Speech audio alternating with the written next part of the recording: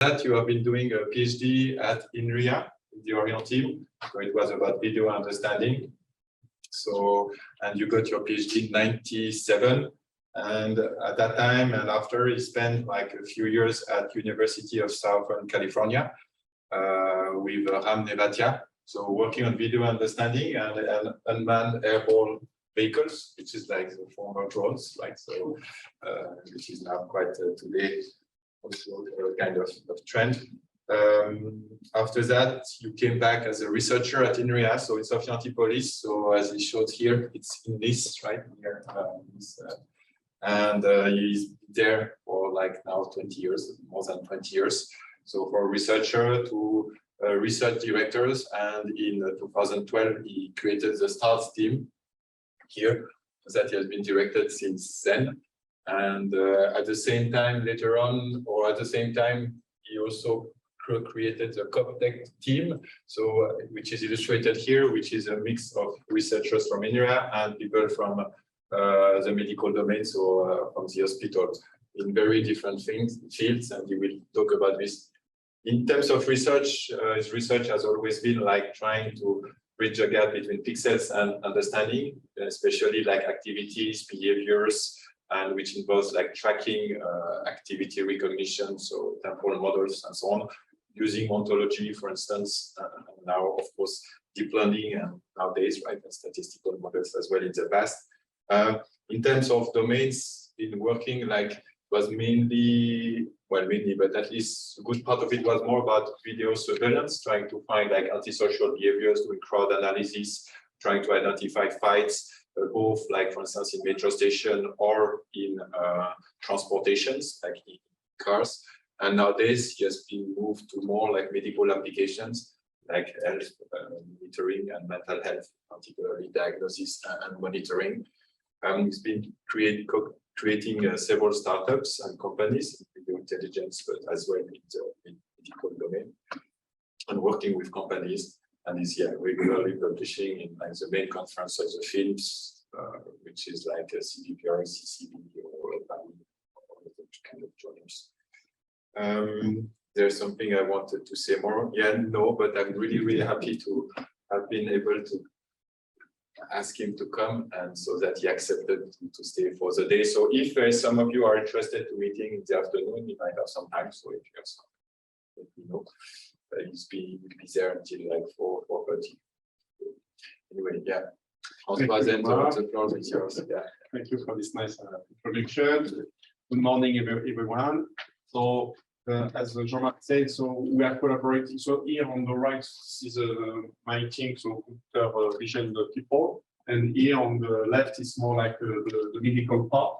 So at NIS, so there is different types of departments, but mostly we are interested in behavioral disorder. So we have here, for example, the head of the psychiatry for children, like we are monitoring like autistic kids. This is for the adults with like schizophrenia, bipolar, and so on. And that's for the older people, so more like dementia, Alzheimer, Parkinson, and so on. And here you don't have just doctors, but also lots of psychologists, so you are orthophonists, because all these parts are important for clinical trial. So mostly the difficulties is to try to measure behavior to better understand the health status of the people. And so for that, we provide them some tools. So that's what I'm going to explain you globally. So the goal of the team is to try to measure objectively human behavior to help people to have a better life. So what we want to measure is their everyday activity, their emotion, lifestyles, and so on.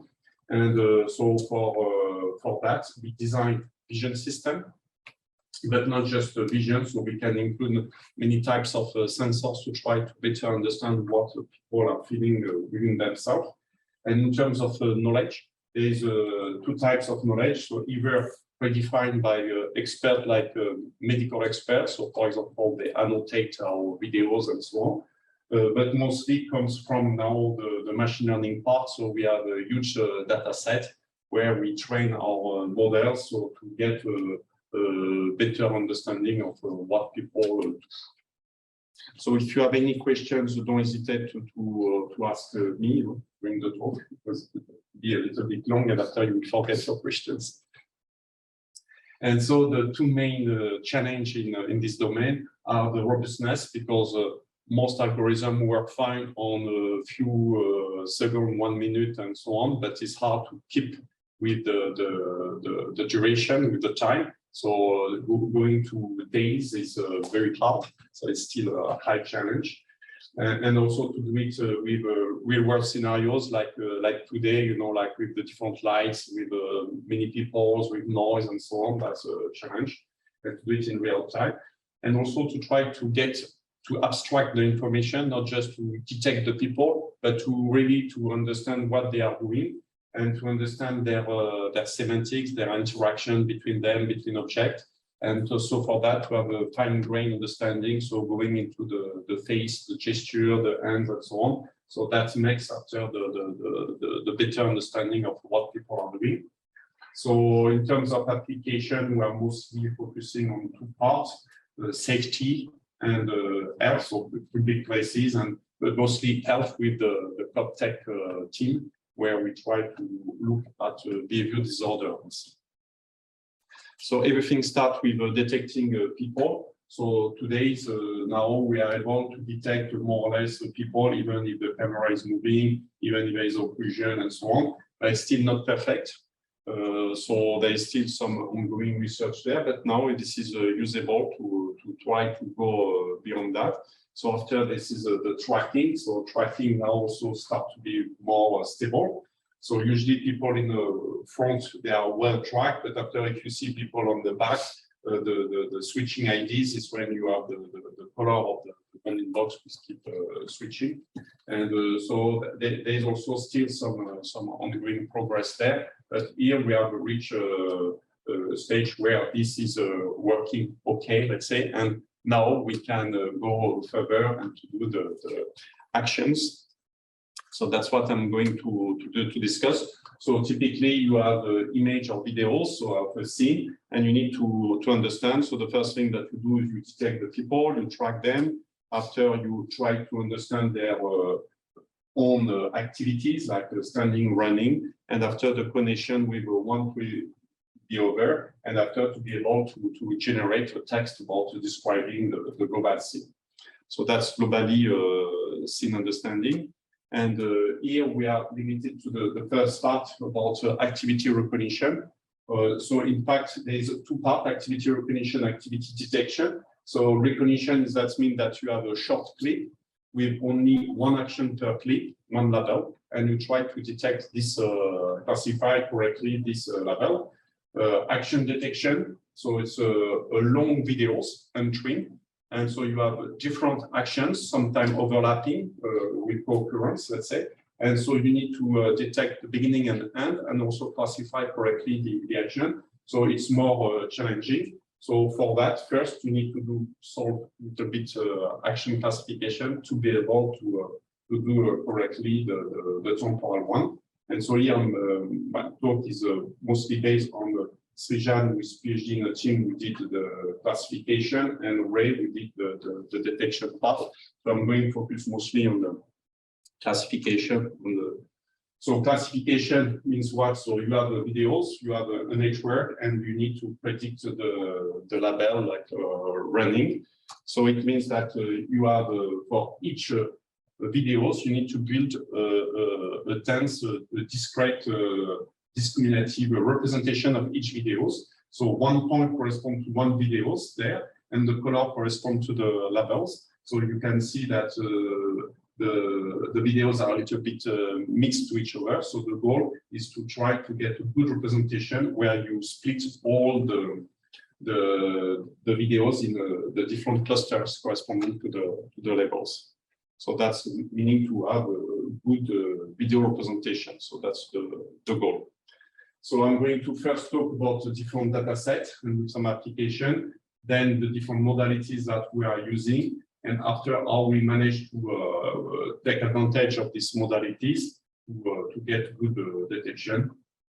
And So that's what we are doing. That's more the state of the art.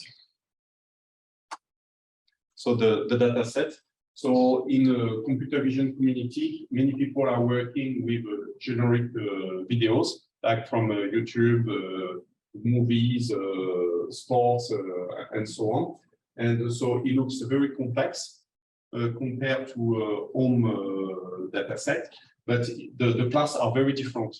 So in fact, the challenge is not exactly the same. Here, I will say it's more like a fine grain, where we have the very diverse intra variation of the activities, but two different activities can look very similar.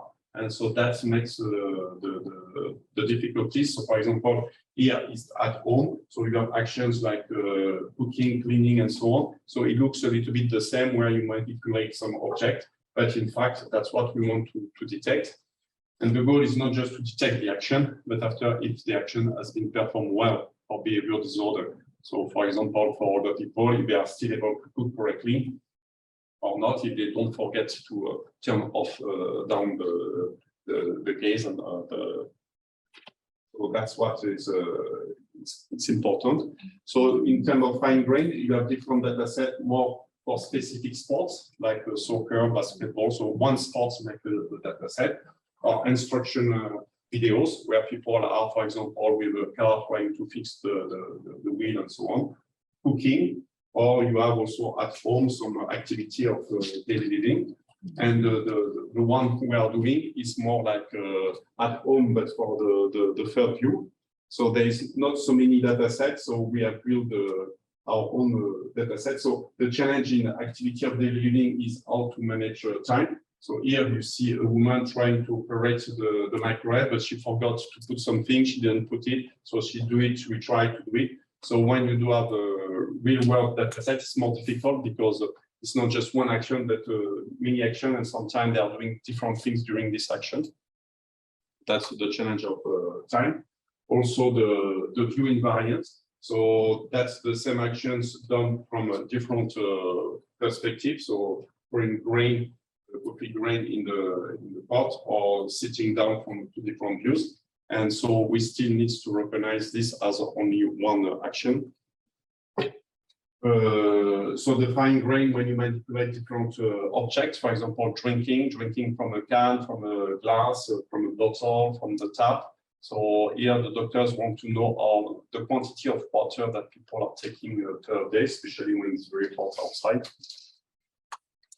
And also the time information when you have a very similar activities like wearing shoes or taking off shoes. So when you look at it, it looks very similar if you don't have the time information. But when you look when the shoes is off, that's when it tells you that if you are taking off your shoes or not. So that's the different challenge of activity of daily living. And so for that, there is different data sets. The biggest one is from NTU from Singapore, where you have, let's say, 120,000 videos of activities, but it's more like acted in the lab. So it doesn't look that natural, but it's good to train the model. So that's why we set up our own data set, which is done by all the people in the SmartHome for one day. And so we collected, let's say, 500 videos of 40 minutes of people living at home. And so here the videos are more, let's say, natural. So people are doing several activities at the same time or stopping and not performing well. And the last one we do also many experiments is Northwestern UCLA, because it's a small data set. Because at the end, we know that in a real world, we don't have lots of data annotated and so on. And so we want to see how we can transfer some big data set to small ones. So we can have a more generalized network, let's say. So that's the type of recognition that we do for the SmartHome data set. So here the person is correctly detected is taking the pills. So he's taking the drinking from a can. So at one point, we see it's wrongly detected because he doesn't drink, but he sees close to the mouth. So here, this is in the living room. So here he's putting something on the table, drinking from cup. So that's the type of recognition that we like to do. So it doesn't work all the time here, so I just show the one where it's worked the best. So that's in the kitchen. So making tea. So is she taking the boiler or not, or how she operates the cupboard, the drawer, and so on. So that's what we want to detect. That's other application where we are more looking at the face to see if people, for example, where they are looking at. So the gaze from the head pose or for the eye pose, and also the action units of the facial expression that they have, and also here they are mostly the arousal, that mean and the balance. That means that either have a positive emotion or negative emotion. So typically it's important for depression, Alzheimer, apathy, and so on. So that's what we are interested. Here is more like with a schizophrenia patient. So here they are the psychologists who discuss with a patient. So this is not a patient, it's just a student. But what we are looking is eye gaze, and we want to see how the eye gaze correlates with the content of the discussion. So sometimes when the psychologist asks question which is a little bit sensitive for the schizophrenic patient, you see the schizophrenic patient turning the head, looking in different location, or you see the eyes coming back to the person and going away fast. So that's what we want to measure and to discriminate between the normal people and, or mostly that what we want to detect is the chance of relapse of the patient. So that means that if their condition is stable or they are at the edge of getting sick again. And so and the doctors now they are not sure. So they need us to have this feedback they have some intuition about which feature we could measure. But they ask us, they are not good to count. And so they want to count the amount of eye gaze contact, let's say, between the patient and the doctors.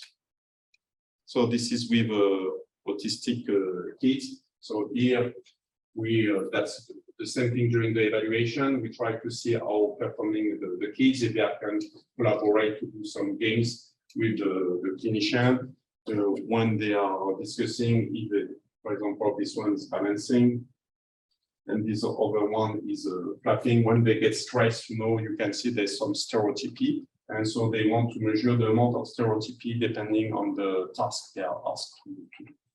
So that's another application. So in fact, as you see, we have many applications, but the base is how to extract meaningful features to try to classify correctly these videos. And so for that, the first question is which modality should we use, like the RGB, the depth, or the optical flow and the pose. And also the second question is which architecture should we train to better recognize or classify these videos.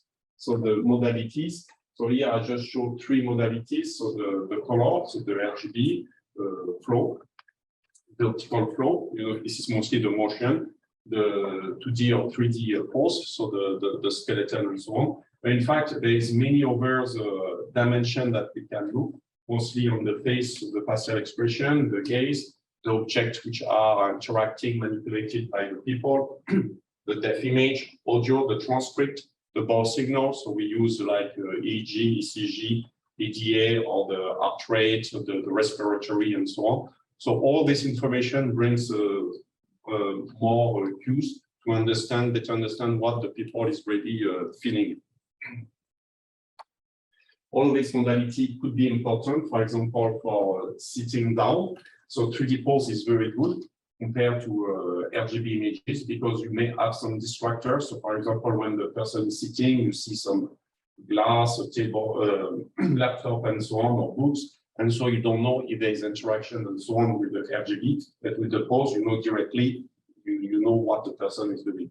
Same thing with the optical flow, when wearing or taking off glasses. If you don't have the motion, it's very hard to see if the person is now taking off or not his glasses, but with the motion, directly you know it. So it's nice to have these modalities. The problem is that they are quite expensive to compute optical flow and all this. And you miss the important information like the object manipulated or all the contextual information. So that's why you need RGB, but RGB is noisy and you don't know where to focus. There is too many information. So it's important to combine all these modalities. So how to do it? Most of people are work with combining RGB and optical flow. There has been lots of work. So the state of the art is to use a 3D combinate. So one for the RGB, one for the optical flow, for example, and you do light fusion, and that's where you get the best results. But as I say, it's quite expensive to compute. So that's why people are using distillation, like a teacher and student network. So the students, this is the RGB, for example, and the teacher could be the optical flow. And during training, you have both optical flow and RGB, and you want to make the embeddings of the RGB close to the embedding of the optical flow during training. And after testing, you remove the teacher, you just get the RGB branch. And after, so you get the same quality of the optical flow included, infused within the RGB one. So that's a good way to do it. And after, there is more complex way to combine RGB and flow, for example, with neural architecture search. So where you try to combine it at different level of your architecture, but you train this parameter in a huge computers to try to see which is the best configuration to combine these modalities. So lots have been done with optical flow, but less with pose, because pose is more heterogeneous. You just have some 2D or 3D coordinate, and so it's not so easy to see how to merge it with the RGB frame. So the regular way to do action classification is, in fact, so you have the video, so that's in different frames, and you extract with the 2D CNN a feature, and after you have some feature vector for each image, and you do what min pooling, max pooling, and so on. So you have a global representation for the whole videos, and after with these 2-3 global features, you train a classifier. So that's the regular way to do it. But you don't have really temporal information. You just do an average or min max. So it doesn't give you lots of information. That's why people have moved to 3D complex. So that means that you have, instead of a 2D patch, you have a 3D volume of pixels. And then you extract, in fact, in the same time, the RGB and the optical flow. So here you have the videos. Here you have your 3D component. And here you have a 4D tensor, time, the size of the space, and the channel size. And so from that, you feed to the classifier and you get your prediction.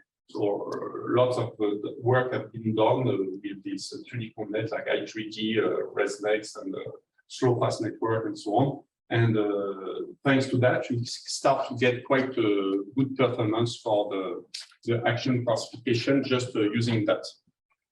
After is how to improve that. So the problem of this 3D component is that you are processing the videos exactly in the same way everywhere. So people are trying to add some self-attention. So like a non-local block. So this is a self-attention where you try to compute the correlation between all the pixels with themselves. So this is good, but it's quite rigid. That means that it is really dependent on the location of the pixels. So if you turn the cameras, it is not going to take it into account.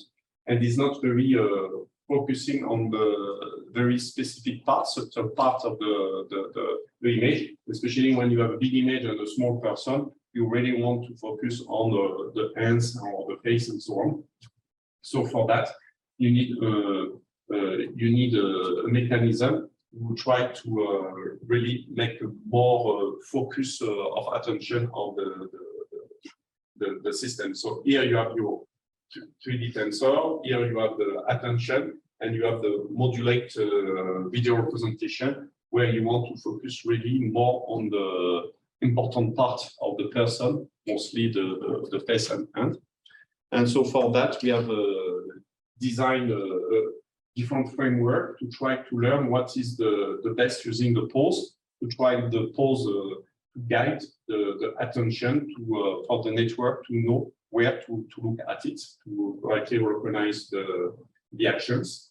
And so for that, we have looked at mostly attention mechanism and knowledge distillation, and that's what I'm going to present. So here we have two branches, one RGB, one pose network. We extract the information of what the person is doing thanks to the pose, and that we try to transfer it to the RGB branch.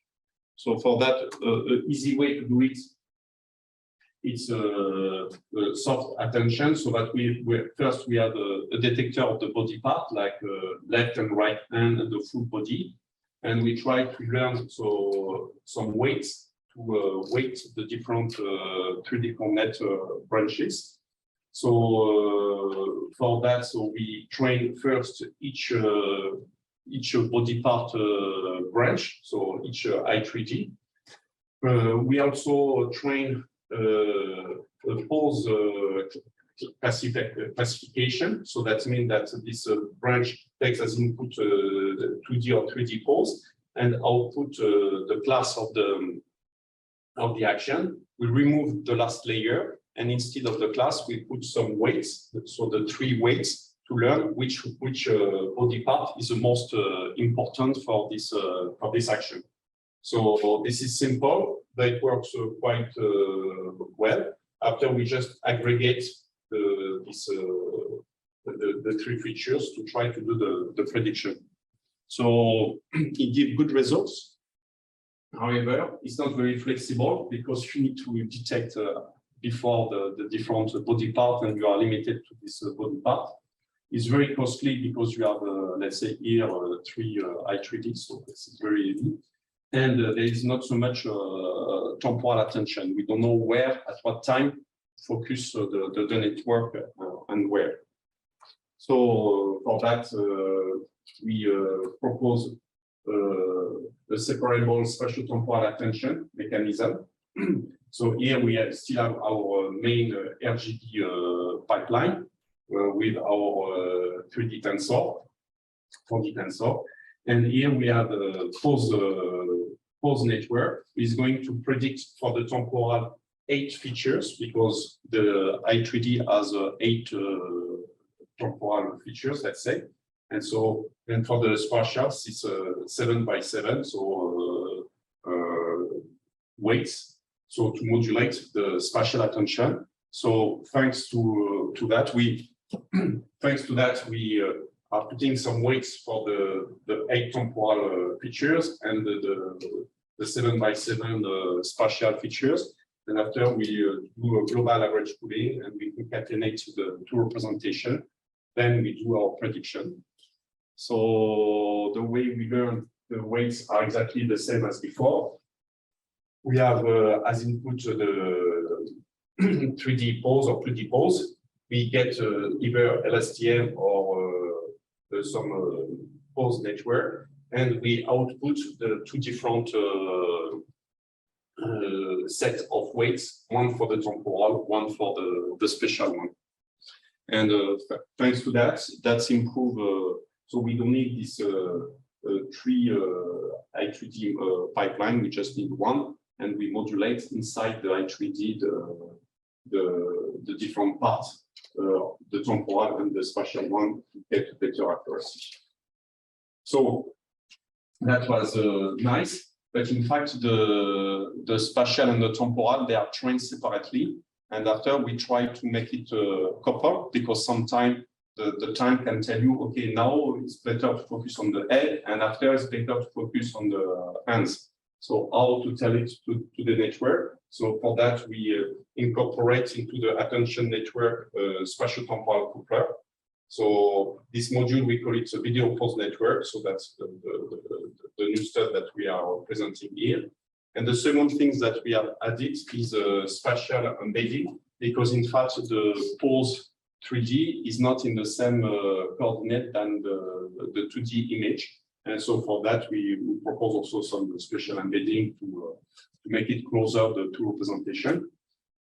So the global architecture, I think, is clear. So we have the RGB pipeline, the pose network, which guide the pose network will guide the RGB pipeline to have a modulated visual feature.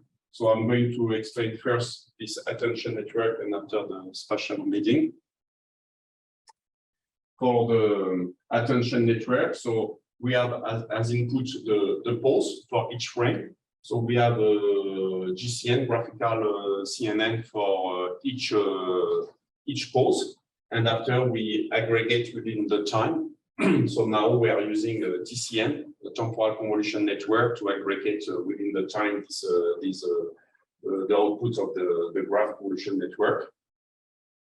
And after we output the two sets like before weights, so the spatial one and the temporal one, and to make it jointly. So what we do is to make it in the same embedding space. So we enlarge them, and we just make some multiplication with Adama product. And so thanks to that, the two set of weights, the spatial and temporal, are coupled. And so the problem is here we have the spatial weights, which are still in the coordinate of the 2D or 3D pose. So how to make it, so here you see this is the 3D coordinate of the 2D, 3D pose, and this is the RGB image. So they are not in the same referential. So what we do is we compute a subspace where we can embedding space where we can project both embeddings. So that's what we are doing. So here we have the embeddings from the pose. Here we have the embedding from the visual feature. And what we do is we project in a subspace, which is a little bit smaller, and we just make a help to null to make it close to each other. And so thanks to that, we can get a more precise spatial information. So the problem is how to train all these networks. So similar to before, first we train the RGB pipeline. Second, we train the pose network. We froze the pose network. We learn after the weights, the spatial embedding and the attention weights. And then we retrain the whole network. So with the cross entropy for the RGB network plus the embedding loss. And after we add also some regularization terms for the attention part. And so thanks to that, we managed to get better results. So here, that's the accuracy. So for 40% to 75. And here, this is the time, average time, where we process one video. So here is quite fast. For example, for RGB, it's less than 1 second to process a video. But when we try to do the pose, it takes, let's say, 64 seconds in average. So it's quite heavy to do it. And we don't get that good results. And if we do late fusion, that's improved. And the VPN with the attention mechanism, we get, let's say, a little bit improvement at the cost still of heavy process. So the question is how to make it lighter, the process, especially at inference time. And so for that, we look at distillation. So here we have proposed two models. So where we do the distillation at the attention level. So and where we do the distillation at the feature level. So here we are not improving a lot. So we still keep fast the processing during the inference time, but the accuracy is quite higher. And if we combine the both techniques, so we call it a VPN, Video-Pose Network plus, so we get improvement still of the accuracy of recognition. And even if we want to do late fusion, we still improve it a little bit, the accuracy, but still at the cost of having to process to compute the pose at the inference time. So that's what I want to show how we do this distillation. So first, the distillation at the feature level. So here we have our RGB pipeline. So this is the teacher, the student, and the teacher. This is a pose network. So this one is that's what we want to learn. So this one is pre-trained, and after we froze the weights. So we on the last layer of the pose backbone and the RGB backbone, we have the embeddings. And we want to make these embeddings close to each other. So we infuse the knowledge of the pose into the RGB, so at the level of the feature. So that's why we call it RGB, the feature distillation. And so for that, how we do it? We do it what we say supervised contrastive distillation.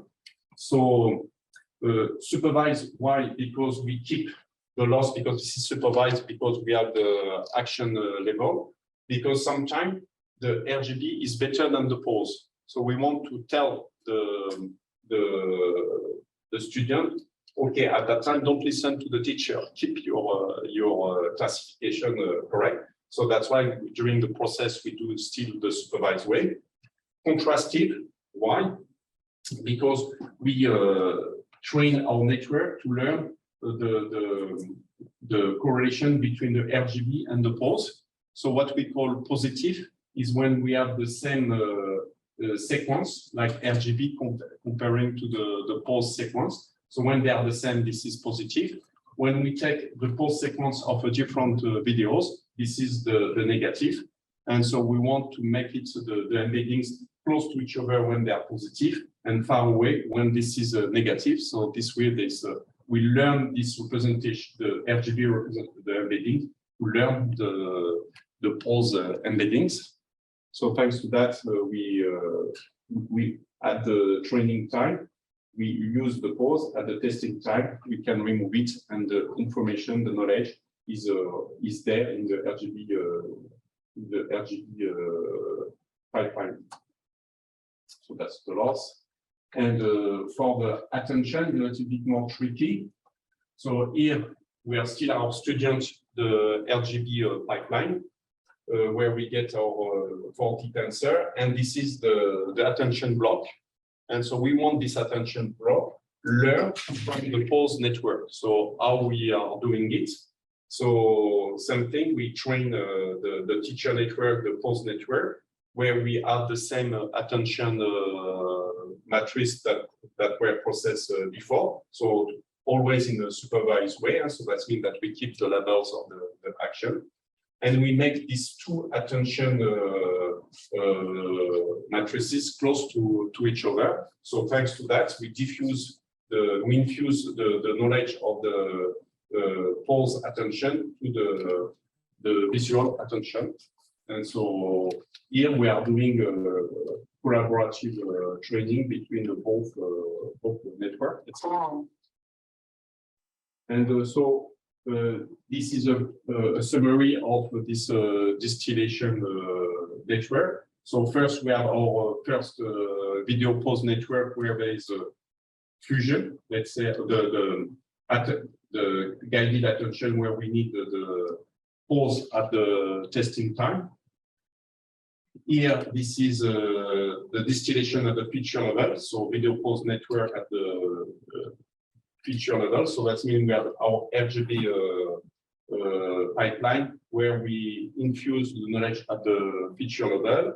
Here, we infuse at the attention level, and we can combine these two into the VPN++, where, so that means that in inference time, we don't need the pose, but we get the information from the pose, both at the feature and attention. So thanks to that, we can get better results, and at the end we can still do the fusion with the 3D pose. When we look at the two data sets, so that was the first part I3D model when we have the three branch. So that gives quite a good boost on the different settings.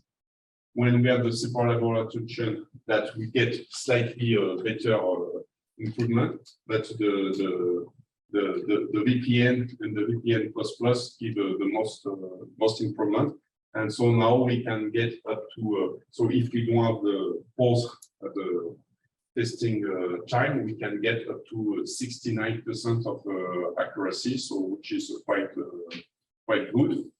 For UCLA, the improvement is less because the pose was the 3D pose was quite good.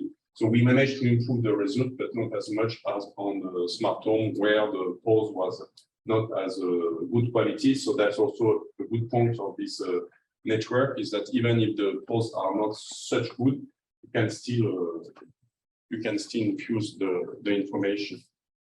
So the question also we ask is, could we go to also other modality like optical flow? So the answer is yes. When we do the same work with, but not infusing the pose, but infusing the optical flow, we can still get the similar results. And we can combine everything, the pose, the flow, and with the RGB, and we can still improve the performance. So on NTU now, this is we can get close to the 96, 99. Even if we here, this is done with a I3D backbone. If we improve this backbone, we can go up to 99% of recognition. So that's good for this data set. And also the question is, what about the detection? So not just the recognition, but the detection. That means that on untrimmed videos, we can do exactly the same similar settings. We can hallucinate all optical flow to the RGB. And but I'm not going to talk about it because it will be too long. So you can look at this paper to have more information about that. So conclusion. So we showed that 3D pose could be very instrumental to recognize activities. That there is different way to combine the pose and the RGB. Attention and distillation is quite useful. So if you want the data set, but also the code is available for experimentation. And so the next question is, this SmartHome is not that difficult. You have only one person. The camera is not too bad. Resolution is not that great, but still we can get up to 70%, let's say. So how to get the 30 remaining percent in terms of accuracy, and what about action detection? How to improve that part? So this is on action detection. The performance is more around 30-35%. So the gap is even bigger. So here there's still a lot to do. So that's why we have different direction to work now. For example, a key point is to understand the object. So the resolution is very small. So even by eyes, we don't see if it's a curve, if it's a fork, if it's what the person is manipulating. So resolution and the context would help also to better understand what the person are doing. The modalities, so that I talk a lot, but I just talked about pose and optical flow, but there's many others, as I say, like the facial expression and so on, which is also the case. So that's why we are collaborating with Jean-Marc. Also, here everything is being supervised. So how to go to the unsupervised way or weakly supervised. So there's different way to do it. So that's it's still a challenge because we don't get a very good result. But one way to do it is to do some pre-training with a big data set with self-supervised self-supervision, and after to transfer it to the smaller or the activity of the giving dataset. And real-time inference, so that's why I talked about distillation and so on. And to finish is to move to action detection. So the temporal part is still very important. And as you know, now everybody's moving to transformer to get more global processing of the scene. And here, that's where we try to combine more like temporal convolution with to get local processing with the transformer to have a more global processing. That's where we get the best results. So this is our last paper. So I think I am done. Yeah, so if you have any questions.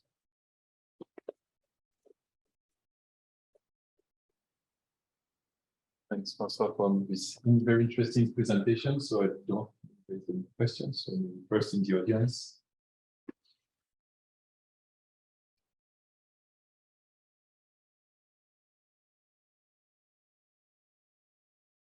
So maybe I was a little bit fast. So if you have a question later, don't hesitate to ask me. So you seem to have you're trying to make sure that your methods are as generic as possible and using as little knowledge specific to say this person only makes coffee or cooks this. So sort of if you were to restrict a little bit the possibilities, does this help you at all? Or? So you mean what is the objective of the doctors? Yeah, or I guess so can you get, if you know a little bit more about what you're looking for, I guess it restricts the possibilities. Yeah, more, or going. Also, I'm thinking that now you have these training sets in a specific room. What happens when you take them to a different room, a different lighting? Or... Yeah, so there are different questions. So the transferability to one environment to the environment, but also the first one is about what we are really looking for. So in fact, we don't know that much what people are doing at home. So especially the doctors, when they see their patients, so you have to see that they have maybe 15 minutes, maximum 30 minutes to discuss with the patient to know if, so the patients come with a memory issue, he say, I forget things. And the question is, okay, can he stay at home or should he go to institution, to nursing home and so on? And you know that when he goes to nursing home, his life expectation is reduced a lot. So the doctors is quite critical questions for him, and he doesn't know what the person is doing at home, if he's active and so on. And so he needs this information to be able to say, okay, what should be the next step. And so we have a case of a lady who was, she has Alzheimer for a few years, but she was still doing very good alone at home. She was cooking and so on. And at one point, she was no more cooking. And they didn't know why, what happens. Well, it turns out that it was only because they changed the tap with a new tap, which is much easier to use, much fun, much beautiful, but she didn't know how to operate the new one, and she liked the old one. So it took them 1 month to understand that it was the problem, and so they changed the tap, and she was able to keep cooking. So that's the problem that we don't really know. But the goal is not to cure the people; it's more to let them live as long as possible in their preferred environment, and to try to help them to do whatever the activities they would like to continue to have. So that's why the objective is not so clear for doctors, and that's why they ask us to know, okay, what come from what abnormality, what change can we notice in everyday activities, and from when. Okay. So what can you normalize then? I think it looks like a extremely difficult problem. And so I'm just wondering, you know, what are the things that you use? You place the camera always in the same place in the kitchen, or what are the things that you can help? It seems like you don't expect anything normal, or any view is okay, any camera quality is okay. Yeah. But, and on top of that, we have a different disease. So we have the dementia, we have the autistic, and so they are all problems with interaction. So what makes people continue to have a normal life is more like a social interaction. So that's why eye gaze is when you look, people are looking in front in the eyes. If there is coherency between what they say, what they act is important. When they are alone, there's also what we call directed goal. That means that people sometimes they are starting to do something and they stop in the middle and they don't remember what they were doing and they do something else. And or they keep repeating to do the same action because they don't manage to succeed. So this repetitive or this meaningless activities are what the doctors are looking for. But you're right that depending on the environment and the situation, it could be different. So that's why we need to abstract as maximum the information. And so that's what we do by building these mid-level features like the pose, because the pose stay the same with whatever environment, the object detection, the facial the expression and so on. So all that help to get a little bit away from the real environment.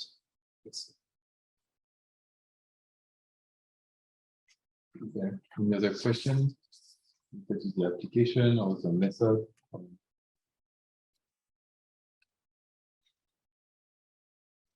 Yes, You are using the pose of the hands? So it depends on the application. So here we are not using so much pose of the hand because for the SmartHome the resolution is bad. For the autistic the resolution is better, so we could use it. But we have another setup in the memory clinic where we use a lot of the hand. This is called the praxis, because we ask. Also, this is also true for the Parkinson. So we ask the patient to do different tasks, like playing piano or with the hammer, and they have to do it. And when you lose some spatial representation in your head, you are no more able to do these activities. And here, the hand pose is crucial.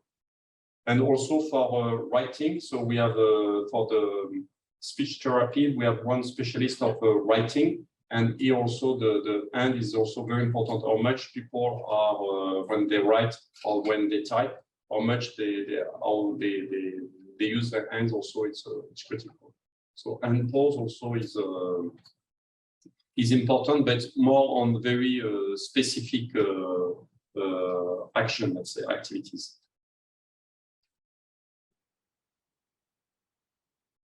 Maybe I have one question related to the data. Yeah. So do you expect that you could set up some system like this at people's home? I mean, in terms of with all the GDPR and the privacy.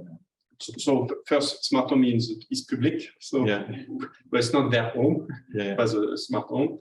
We have collaboration with companies where we are doing it at home. Yes. For fall detection, this is there's several companies who do it. So in a nursing home or at home. So after the problem is more like what do you do with the data? If you don't share, if you just keep it at home and you just extract features, this is okay. But you need to be sure that nobody can access to the image. The problem is that often people say at the end, but I would like to keep the videos in case that something happened. So for example, we are at the nursing home, someone has fallen down, and the family claim that this is the nurse. The nurse say, no, I was not even there. And say, but you have videos, why not? We don't record it. So after they ask to collect the videos, but after it's more. Okay. There is some possibility legally. Yeah, but first you just process. It's possible, but you need to argument and to be clear and to do everything according to the law. You said at the beginning that longer time range is a problem, like day or why it's a problem in this case?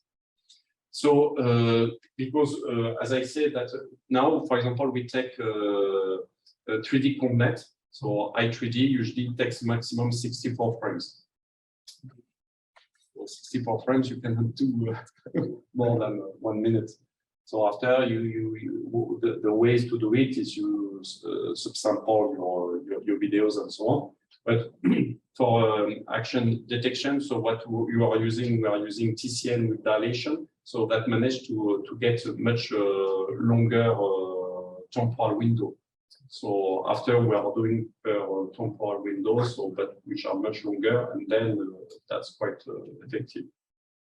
But after the problem is that you cannot put everything into your network. Or how you can manage this temporal dimension, especially if you want to do end-to-end training. And so that's why now people are using memory bank, where you do your training on some part, and little by little we're doing the same video several times up to you process the whole features. But there is no perfect solution. Question you mentioned about depth and pose modalities, for example. So do you just use pre-trained models to get all these modalities, and you have down growth and parts different results?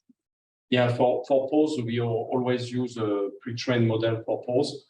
We have tried to do everything end-to-end, but it doesn't work. So it's quite difficult, and that's true that the pose network are already very good and well trained, and usually they are sufficient for what we are doing.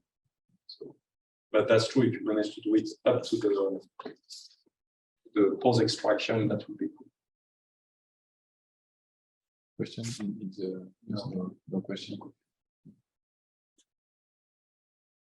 So maybe, You mentioned the complexity of shooting these flow images and flow modalities. Have you tried to use event cameras, which are natively providing with flow information? Does it have any impact?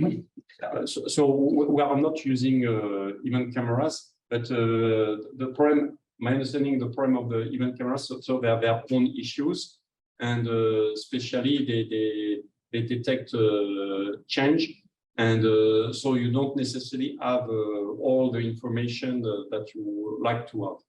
So that's true that that's something to go forward. But if you do the distillation, so now you get quite good results. So in fact, just during the training time, that's an issue. But after you get a very good RGB augmented feature. So right now, that looks feasible this way.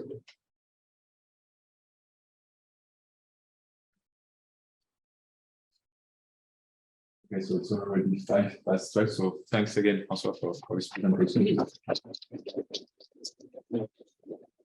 If anyone would like to talk more specifically this afternoon, let us know.